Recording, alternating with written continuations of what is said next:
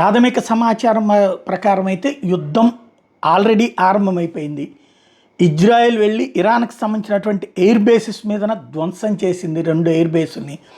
ఏదైతే యుద్ధానికి సన్నద్ధంగా ఉన్నటువంటి ఇరాన్కి ఇది అతిపెద్దదైనటువంటి షాక్. దాంతో అది దాని దగ్గర ఇప్పటిదాకా రహస్యంగా ఉంచినటువంటి అణు విధ్వంసక క్షిపణుల్ని వాడతానంటుంది.